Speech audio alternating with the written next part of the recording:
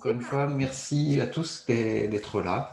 Je m'appelle Jérémy Le Cavelier, je travaille à Lyon en tant que chargé de développement, notamment de la vie étudiante et associative. Et j'accompagne sur cette conférence Sylvie Siepli, enseignante à l'IAE et directrice du pôle finance et de l'IUP Banque Finance Assurance, et qui assurera cette animation. Et on finira avec un moment d'échange. Bonne conférence à tous. Alors, bonjour à tous.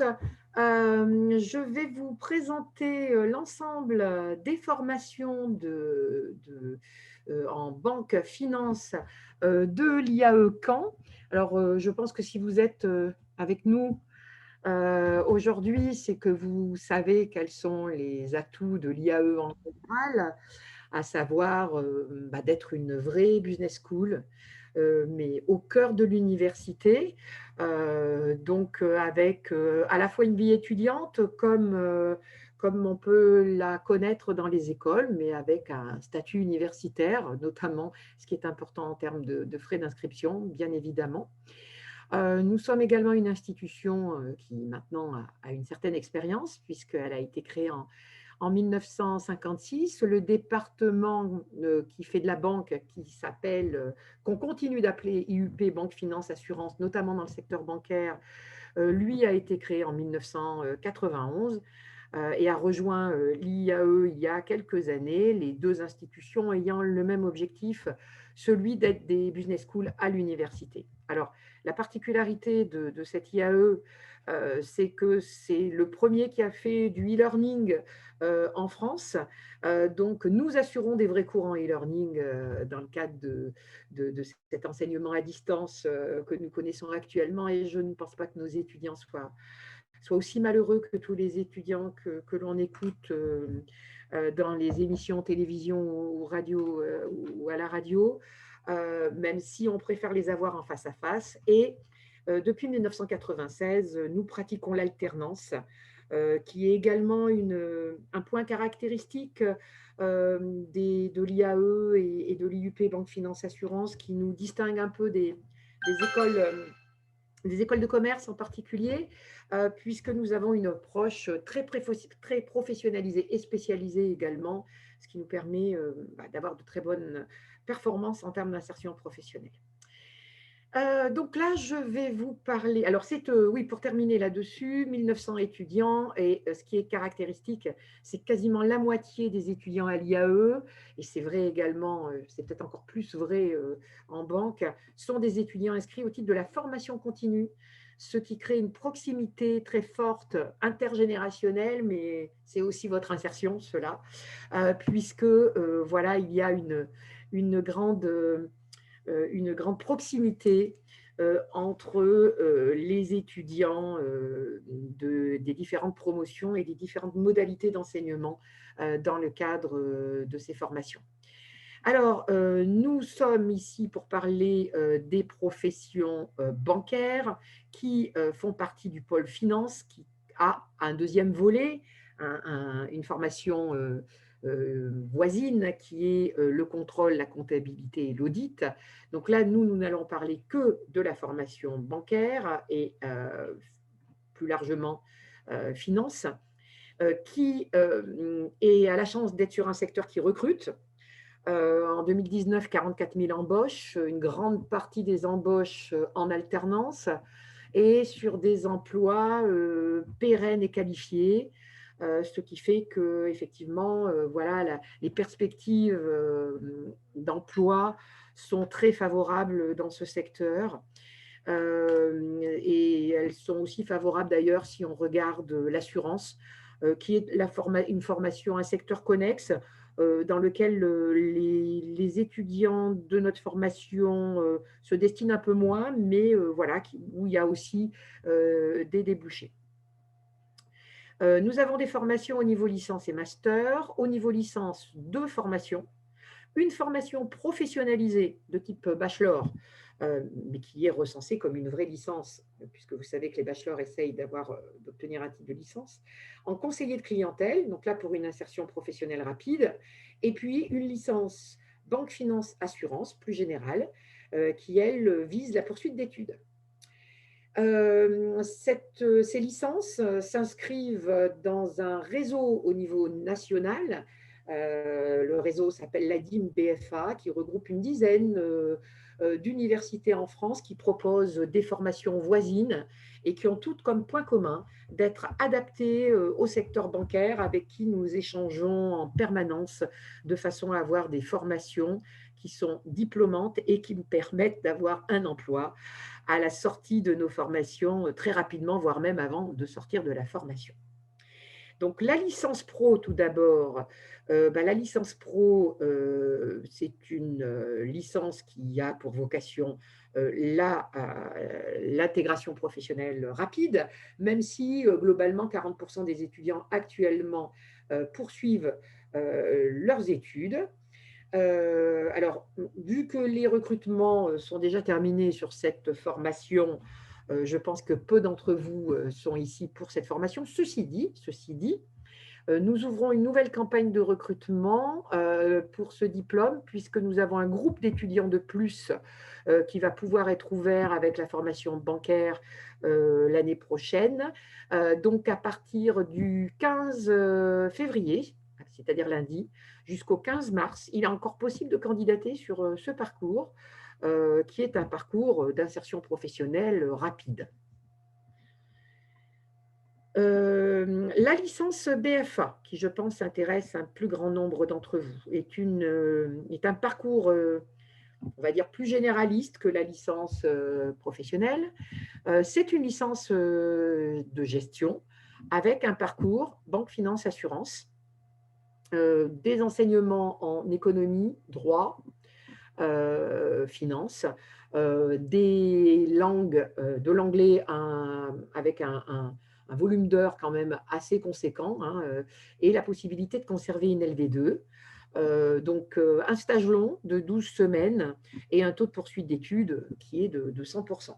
Donc là, les dossiers sont à déposer à partir du 25 mars. Hein. On a une quarantaine de places à pourvoir. Voilà, l'année dernière, on a eu plus de 400 candidatures. C'était un peu beaucoup, je ne sais pas ce qui s'est passé l'année dernière, le confinement a peut-être donné envie aux étudiants de postuler plus que d'habitude. Habituellement, on est plutôt aux alentours de 300 candidatures pour 40 places.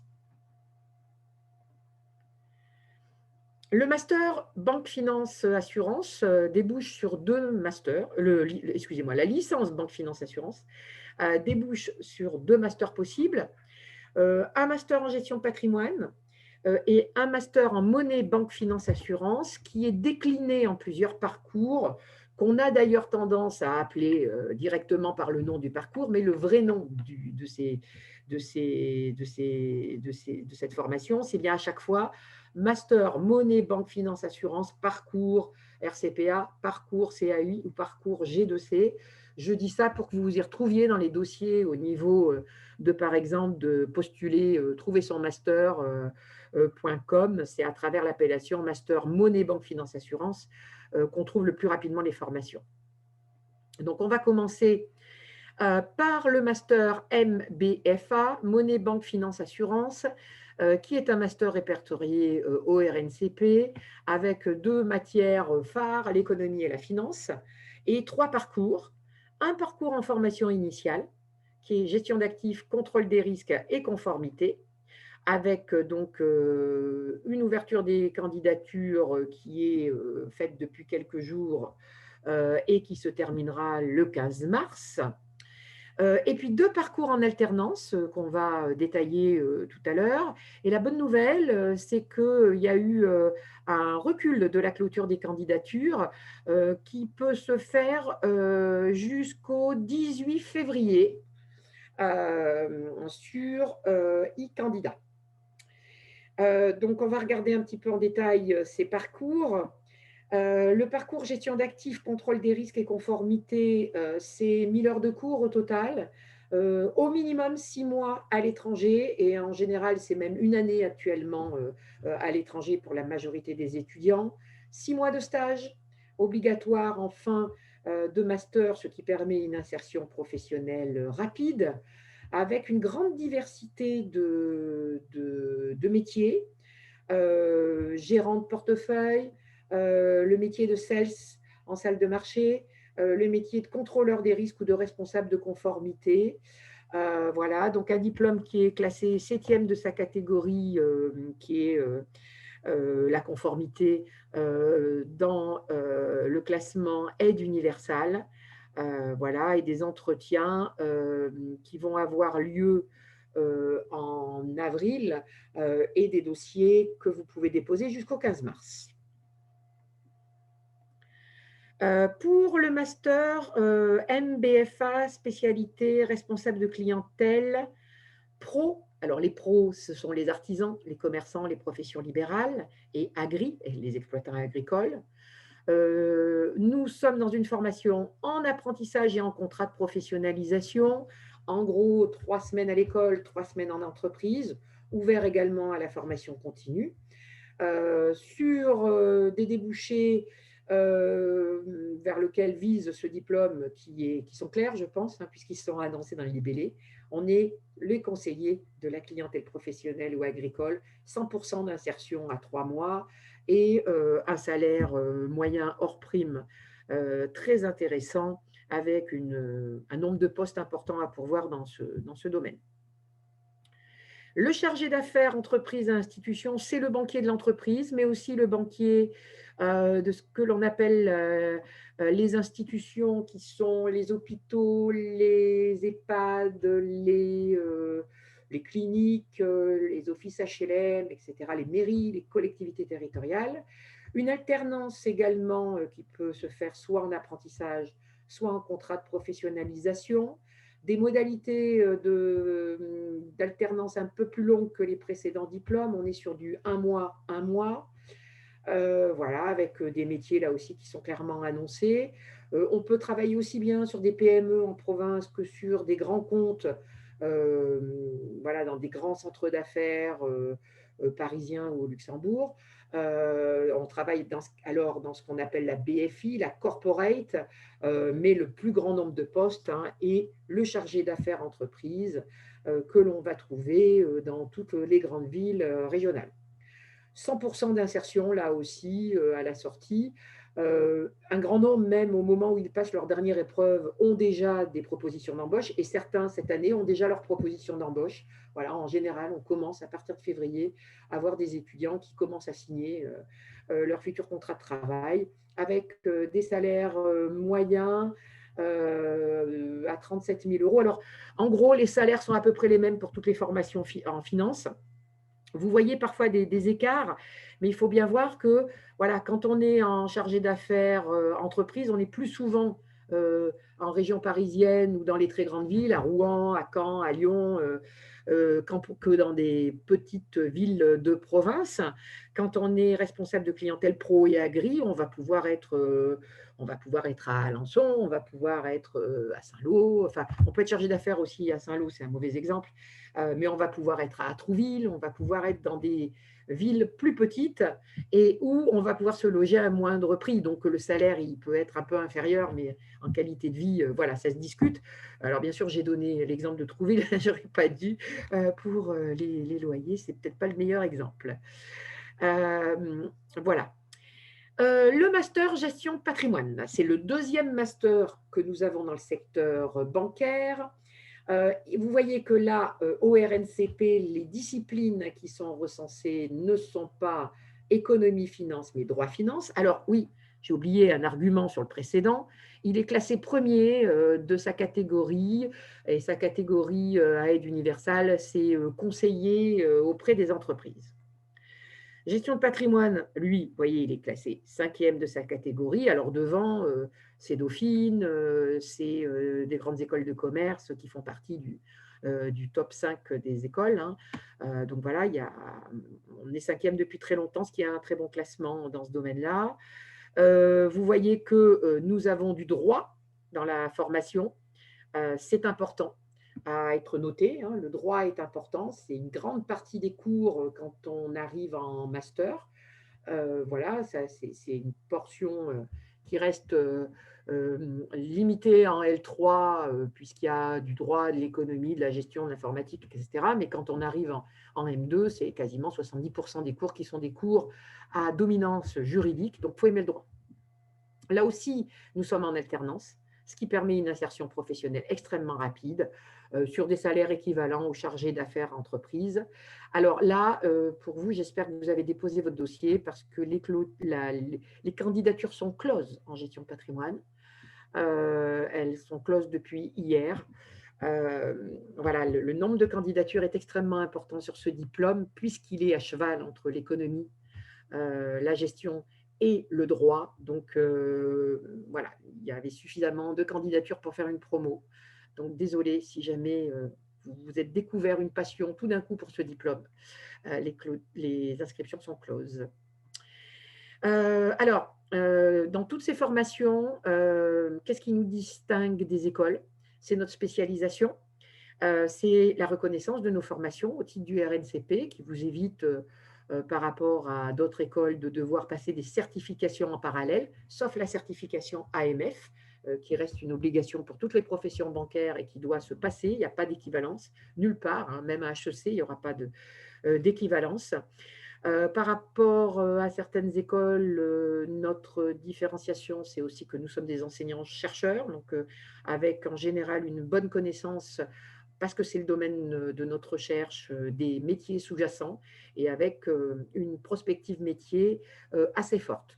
Maintenant, il y a des formations dans les écoles qui sont aussi de qualité dans ce domaine-là, hein. Voilà, je ne vais pas me positionner uniquement dans cette opposition avec les écoles. Sur les programmes grandes écoles, il y a des écoles tout à fait intéressantes. Alors, nous, voilà, nous sommes universitaires, hein, donc recherche d'un côté, frais de scolarité universitaire de l'autre. Nous avons des moyens quand même. Voilà, le fait de travailler avec des entreprises nous donne un certain nombre de moyens, notamment une salle de marché école équipée de terminaux Bloomberg, dans laquelle vous pouvez travailler en temps réel, comme vous le feriez dans le secteur financier. Et puis, travailler avec nous, une centaine de professionnels de la banque et de la finance qui nous aident à concevoir non seulement les cours, mais aussi les programmes. On réfléchit souvent avec eux à l'évolution de nos diplômes pour coller à l'évolution des métiers.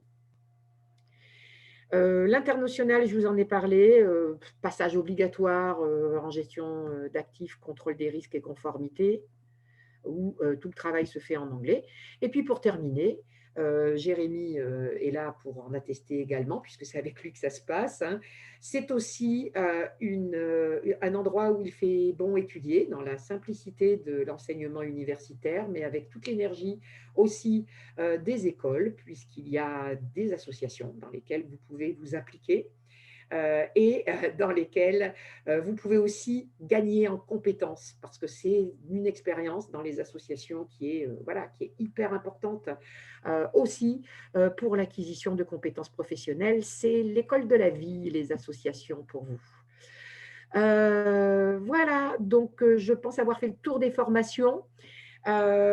Plus tard, ça sera peut-être vous ici dans cet amphi en train de lancer vos couvre-chef une fois que vous aurez été diplômé.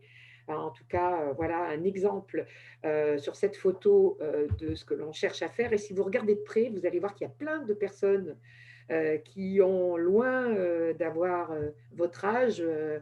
Si ceux que j'ai vus aujourd'hui sont représentatifs, c'est-à-dire de jeunes étudiants, vous remarquez qu'au premier rang, il y a tous ces salariés de la formation professionnelle, hein, qui reviennent vers nous pour se former alors qu'ils sont déjà salariés du secteur bancaire. Et ça, c'est la preuve que nos formations sont reconnues, hein, puisque les RH envoient dans nos formations leurs collaborateurs pour gagner en compétences. Donc, ils viennent faire le master GP, le parcours CAUI, le parcours RCPA ou le parcours G2C en formation continue. Voilà, je suis à votre disposition pour vos questions. Merci beaucoup, Sylvie. Donc, on a une première question en chat de Eva. Pouvez-vous développer un peu plus les matières dispensées en L3 BFA, s'il vous plaît? Alors, en L3 BFA, en gros, pour faire simple, vous avez des fondamentaux en finance, des fondamentaux en droit, Des fondamentaux en technique de communication qui englobe pour moi aussi bien l'anglais et l'informatique, et un module de professionnalisation pour travailler avec nous sur les métiers. Puisque la L3, c'est aussi un SAS pour des masters qui sont hyper spécialisés quand même, hein, et qui vont être pour beaucoup en alternance. Donc voilà, il faut avoir réfléchi en termes d'orientation de métier. Vous allez quand même avoir des cours qui sont assez spécialisés, parce que si on fait de l'économie, on fait en fait de l'économie appliquée au secteur bancaire, hein. Vous allez travailler sur l'économie de la banque et de l'assurance. Vous allez travailler sur l'économie des marchés financiers. Vous allez faire de la comptabilité si vous n'en avez jamais fait. Vous allez faire de l'analyse financière, du droit bancaire, de la fiscalité.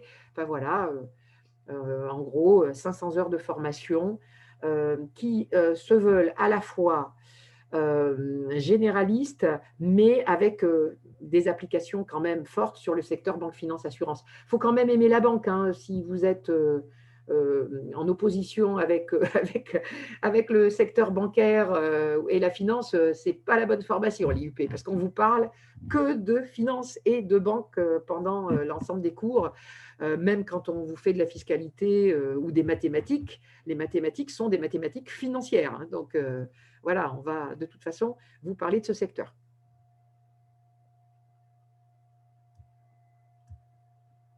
C'est pas grave. Pour entrer en L3, ne pas avoir de stage en banque, c'est pas grave, ça arrive, hein, forcément.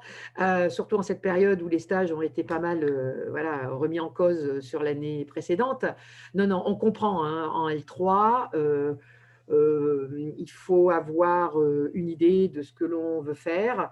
On peut avoir des idées sur ce qui se passe dans le secteur bancaire en prenant simplement rendez-vous avec son banquier, en discutant avec lui, hein. Ils sont à l'écoute pour vous parler des métiers en général.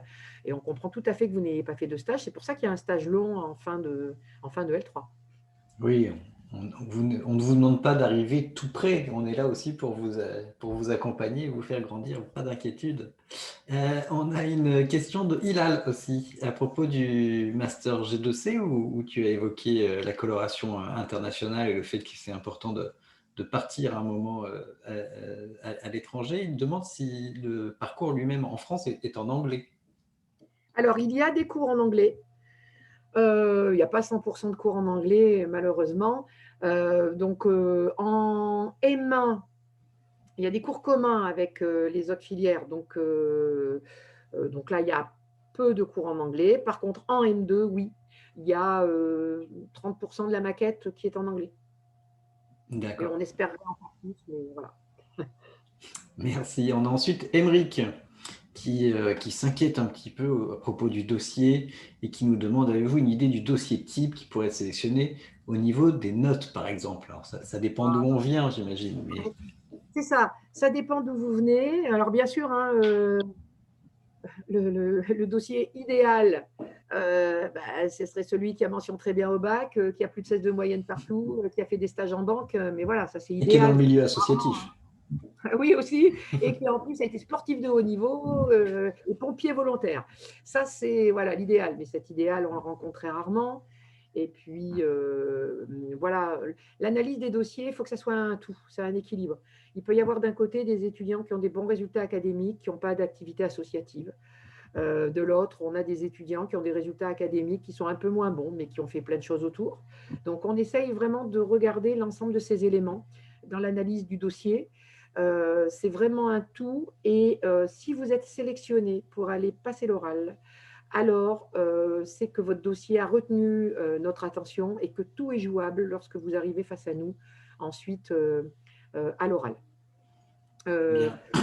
En termes de notes, voilà, est-ce qu'un 13-14, j'ai vu passer ça tout à l'heure, ça dépend où. On a des étudiants qui viennent de classe prépa, ils aimeraient bien avoir 13 ou 14, mais eux, quand ils ont un 5 ou 6, des fois, voilà, c'est pas mal. Ça dépend. On regarde beaucoup dans les avis des profs, en fait. Voilà. Les avis de poursuite d'études en DUT, c'est quelque chose auquel on accorde de l'importance.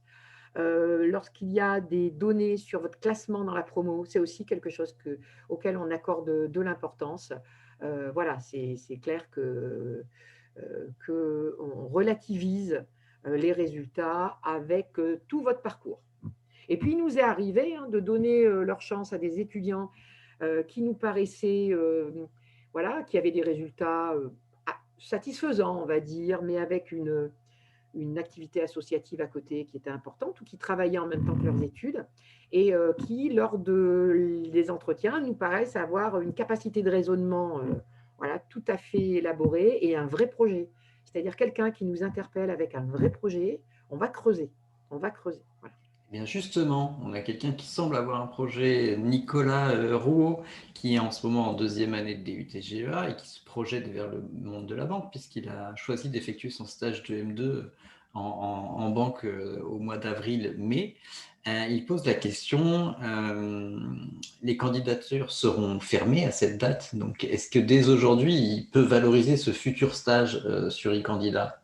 Bien sûr, vous le mettez dans votre CV, vous mettez dans la ligne des stages, vous mettez la date à laquelle il doit être fait, et puis on va bien voir que vous ne l'avez pas encore réalisé. Mais en tout cas, on voit que voilà, vous vous êtes mobilisé pour essayer de trouver un stage dans ce secteur-là. Donc ça, c'est un point hyper positif, bien sûr. Très bien, on a ensuite Valentin, en ce moment en L3 droit, qui a postulé en gestion de patrimoine en premier choix et en RCPA. Il demande est-ce qu'il serait aussi préférable de postuler également en licence. Il est aujourd'hui en L3, ses premières candidatures sont sur le master. Est-ce qu'il faudrait aussi postuler en L3 BFA? Alors, si vos résultats sont moyens, et que c'est gestion de patrimoine qui est vraiment le diplôme que vous visez, je vous conseille effectivement de doubler votre candidature avec une candidature en L3. Pourquoi? Parce que la gestion de patrimoine fait un tabac en ce moment. Voilà. Alors, ce diplôme est un diplôme, vous l'avez compris quand j'ai fait ma présentation, qui est à cheval entre le droit et la finance, donc l'économie-gestion. Donc, il a un vivier d'étudiants qui est extrêmement large et on a un nombre de candidatures extrêmement important pour un nombre de places très limité. Donc là, c'est vrai que la sélection, elle est rude et que passer par une L3, ça peut être une solution pour aller vers ce diplôme-là. Ouais, c'est une stratégie qui peut être gagnante. Certes, on perd un an, mais c'est un an de spécialisation, donc on ne s'ennuie pas.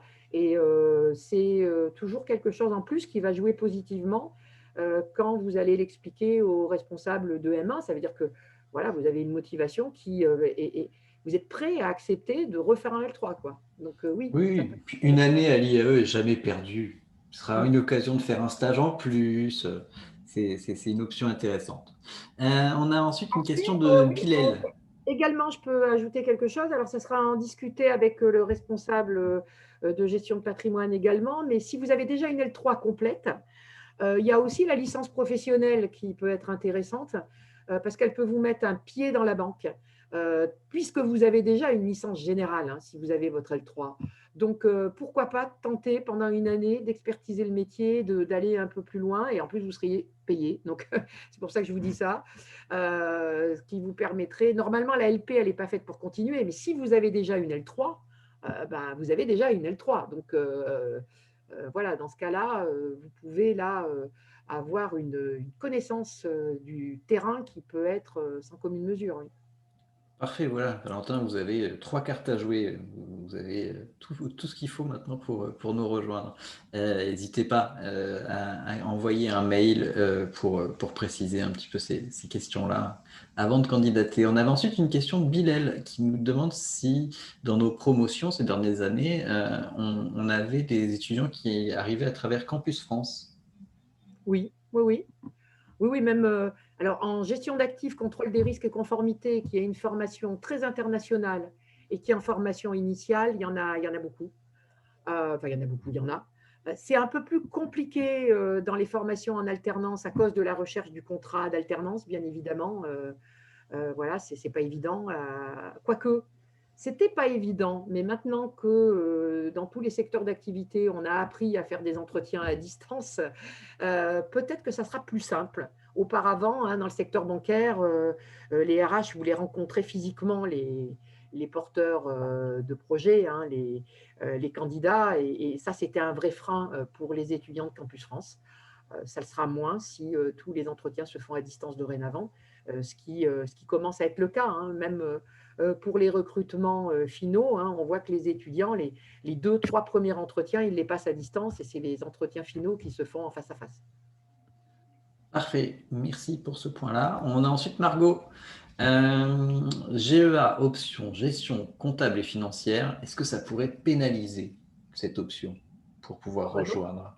bah non, c'est pas honteux d'être comptable. Non, non, pas du tout. Non, non, au contraire. Enfin, par exemple, je vais prêcher pour ma paroisse, mais moi, je m'occupe d'un master chargé d'affaires entreprises. Ceux qui ont une bonne connaissance de la compta, on les aime bien, hein. Non, non, non, c'est vraiment pas pénalisant. C'est tellement pas pénalisant que c'est quasiment la moitié de l'effectif de L3 qui vient de DUT GEA. Et avec une très grosse partie qui vient de l'option FC. Donc, non, non, c'est pas pénalisant du tout. Tout va bien, Margot, pas de souci. Nicolas Marais, bonjour. Concernant les candidatures en master gestion de patrimoine, les expériences personnelles, exemple création de PEA, achat d'un appartement locatif, sont-ils moins pris en compte que le parcours universitaire? Et savez-vous quand recevra-t-on les réponses aux candidatures? Master Alors, gestion de patrimoine.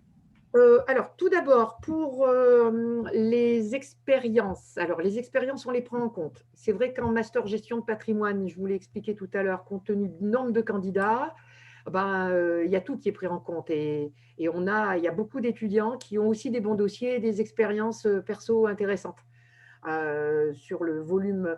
Écoutez, la clôture des dossiers s'est faite hier.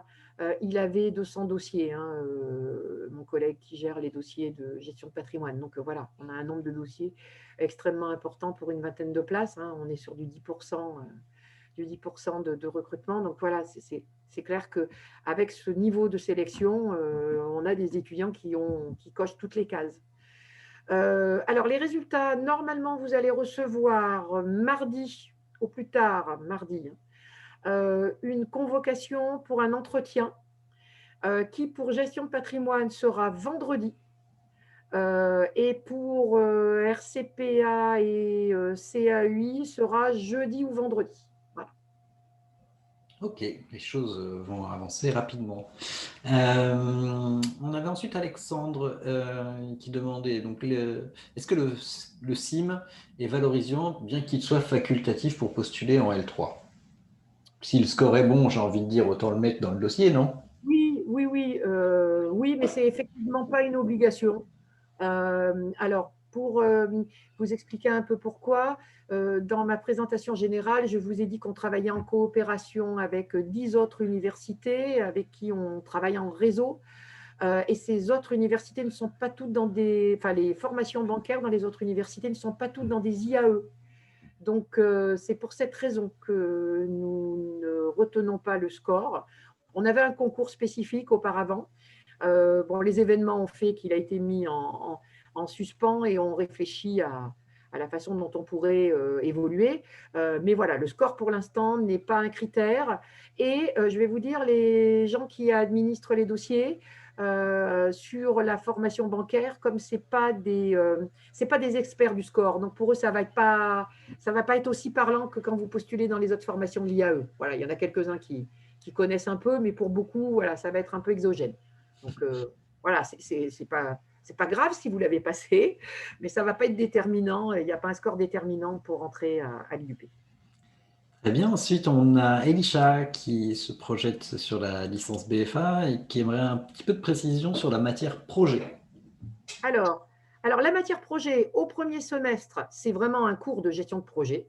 Donc, vous apprenez à gérer un projet avec un intervenant qui, pendant une vingtaine d'heures, va vous expliquer comment on gère un projet, comment on organise le travail en équipe, comment on projette, comment on programme l'évolution du projet.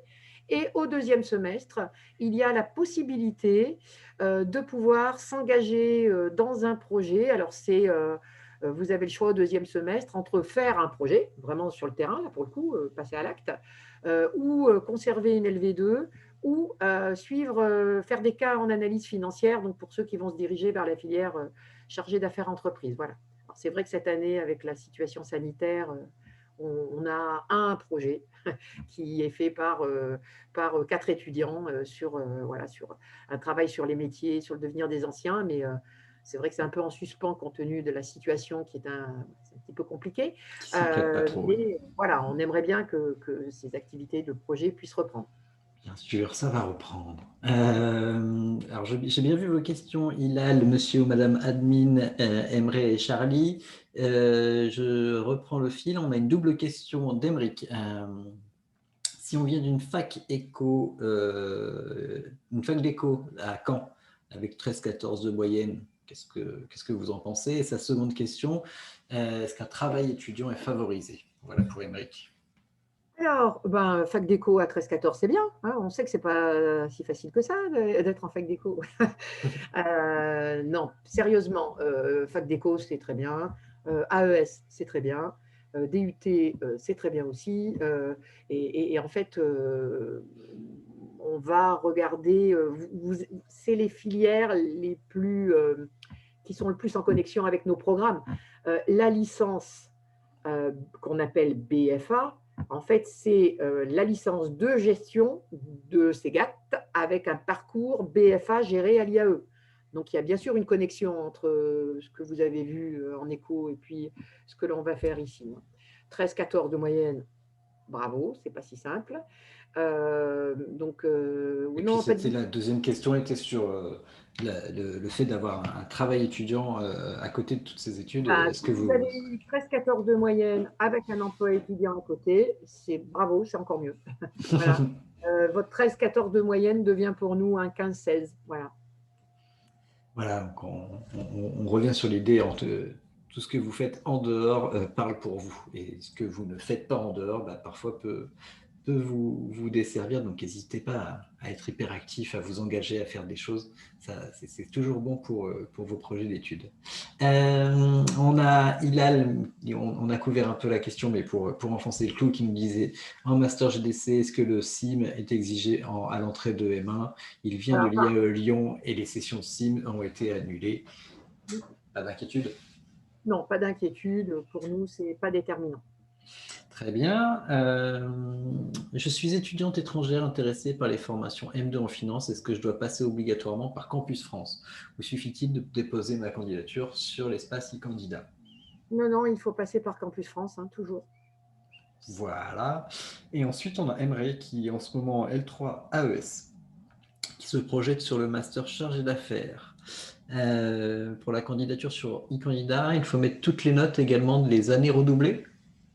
Et oui, euh, on met tout, mais voilà, c'est pas grave d'avoir redoublé, hein, ça arrive. Non, en fait, il ne faut pas que vous ayez de trous dans vos CV. Et comme on regarde les pièces justificatives, on se demande toujours quand on ne les a pas, qu'est-ce qui a pu se passer en fait, hein. Donc voilà, ça arrive hein, d'avoir des accidents de parcours et vous avez peut-être appris grâce à ça. Là aussi, hein, les expériences que vous avez, qu'elles soient des succès, mais aussi surtout des échecs, c'est aussi des éléments qu'il faut apprendre à valoriser pour en faire des forces, hein. D'accord? Assumez, soyez transparent, C'est ça. tout ira bien. Exactement. Ensuite, Charlie. Oui, je voulais savoir si cela était normal, que pour le moment, il était impossible de créer un compte sur la plateforme e-candidat pour déposer sa candidature. Dans quelle formation vouliez-vous candidater, s'il vous plaît, Charlie? En attendant votre réponse, je passe à Alisha qui nous demandait, pouvez-vous détailler un peu plus ce qu'est l'AMF? Ah, l'AMF, c'est l'autorité des marchés financiers. C'est vous connaissez la Banque de France très certainement, et puis qui va gérer l'autorité qui contrôle les banques. Et toutes les activités qui sont liées aux marchés financiers sont liées à l'autorité des marchés financiers. Donc, quand on veut vendre des produits financiers, lorsqu'on travaille sur des produits financiers, il faut avoir reçu une certification de l'autorité des marchés financiers pour le faire. Donc, c'est un concours qui ressemble à, c'est même pas un concours, c'est une certification qui ressemble au code de la route dans son mode de fonctionnement, sauf que c'est des questions de finances qui sont posées. Et quand vous êtes en fin de parcours dans un master de finance, ben, généralement, vous avez tout pour l'avoir, hein. Je ne connais pas, moi, d'expérience des étudiants qui l'aient raté plus de 2 fois, quoi. Il y a, parfois, on le rate une fois parce qu'on n'est pas bien, on est malade, on n'a pas révisé, mais la deuxième fois, quand on le passe, on l'a. Donc voilà, c'est une obligation pour pouvoir travailler avec les produits financiers. Merci Anatole, Hilal, j'ai bien vu vos questions et on clôturera avec vos questions. On a eu la précision de Charlie qui demandait pourquoi il n'arrivait pas encore à créer un compte sur eCandidat. Ce serait pour la licence 3, Banque, Finance, Assurance. Alors, parce que la licence 3 banque, finance, assurance, je regarde la date exacte, mais l'ouverture, je crois que c'est au 15 mars. Attendez, je vérifie, je vais vous dire ça. Je vais vous dire ça. Ah bah c'est le 25 mars. Donc c'est normal là, voilà. Vous ne pouvez pas déposer le dossier parce que c'est pas encore ouvert au dépôt du dossier. Mais vous pouvez préparer tout ça. Vous êtes en avance. C'est bien. Voilà pour la question Charlie sur la licence 3. Anatole nous demandait, je suis étudiant en licence 3 gestion et j'ai un DUT GEA option comptabilité financière. Est-ce que mon dossier correspond au master chargé d'affaires et entre entreprise et institution? Oui, oui, yes. Très bien. Très bien. Euh, Hilal, étudiante en double cursus à l'IAE Lyon, euh, parcours technique quantitative et langue. Est-ce que cela peut être un plus? Elle a entendu que certains masters étaient réticents face au double cursus. Alors, ça dépend des doubles cursus, hein. Vous auriez un cursus qui est exactement le même que celui auquel on forme, ben, oui, on ne voit pas l'intérêt. Maintenant, vous avez le droit d'évoluer dans vos projets. Donc, non, c'est pas. Si votre projet a évolué et qu'il y a une cohérence entre le projet que vous présentez et nous, on étudie le dossier. On reçoit quand même un certain nombre de dossiers, par exemple directement en M2, souvent dans ce cas-là, euh, qui ont déjà un master et veulent se spécialiser sur un métier donné parce qu'ils ont réfléchi, parce qu'ils ont eu des expériences qui leur montrent que c'est ce métier sur lequel ils doivent aboutir. C'est pour ça qu'on conserve aussi quelques places pour des entrées dans ce cadre-là directement en M2. Donc, non, non, ça s'étudie en tout cas. Nos masters sont très différents de ce que vous avez. Donc, s'il y a un projet qui est cohérent, il est tout à fait possible d'étudier votre candidature.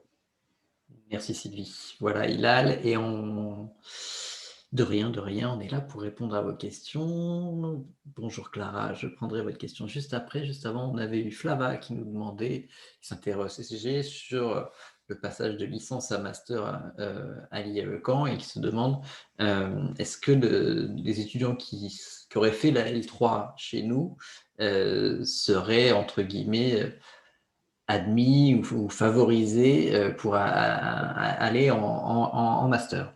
Oui, bah, oui, oui, oui, c'est sûr, parce que vous voyez, dans tous les dossiers, bah, je vais faire mon économiste de base, mais il y a asymétrie d'information, hein.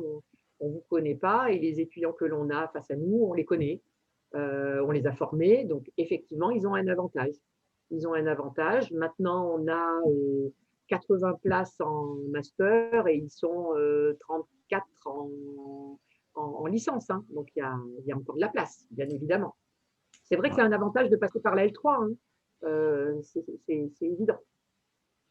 Ça ne veut pas dire que Merci. les étudiants de L3, quand on intègre la L3, on peut ne pas voir son vœu d'orientation respecté parce que, par exemple, on voulait faire de la gestion de patrimoine et qu'on est très mauvais en droit, hein. Mais effectivement, on va généralement travailler avec vous pour trouver la voie qui vous convient. Voilà, et vous allez peut-être évoluer dans vos projets. C'est vrai que passer par la L3, c'est un avantage. D'accord.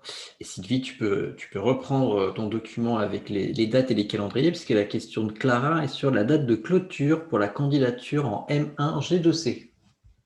Alors, M1, G2C, il me semble que c'est le 15 mars. Je vais vérifier ça tout de suite. Hop là, c'est le 15 mars, c'est ça. Voilà Clara, 15 mars pour le M1 G2C.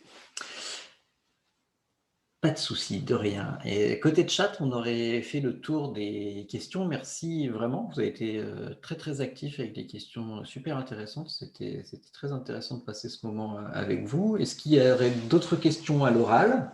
Si c'est le cas, n'hésitez pas à ouvrir vos micros. c'est normal s'il n'y en a pas, il y a déjà eu beaucoup de questions. Sylvie, est-ce que tu étais venue à cette conférence avec quelque chose en tête que tu n'aurais pas encore pu évoquer, ou est-ce que tu as pu tout dire? Non, ce que je veux dire aux étudiants surtout, c'est, alors je sais que vous êtes hyper stressés sur les notes, mais essayez de croire en vous et toute expérience, hein, qu'elle ait été positive ou négative, c'est une expérience sur laquelle vous devez avoir appris et que vous devez aussi valoriser. Un échec peut parfois plus vous donner de billes pour le futur qu'un succès et que des succès trop faciles. Par ailleurs, alors je sais que certains veulent absolument rentrer, par exemple, dans le master GP de l'IUP de Caen. Si vous êtes vraiment intéressé par les professions bancaires, n'hésitez pas à postuler dans plusieurs formations. Il y en a d'autres sur le territoire qui sont aussi très bien.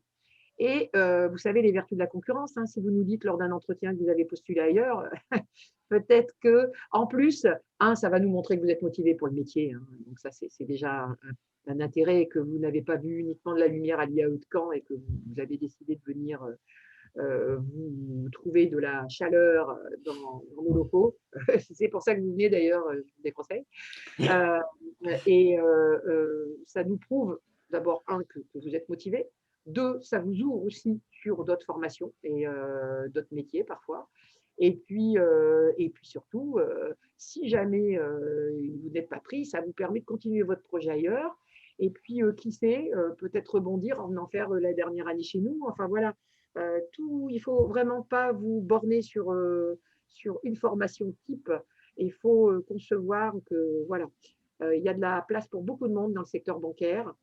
On a des formations qui sont effectivement des formations qui sont super bien cotées.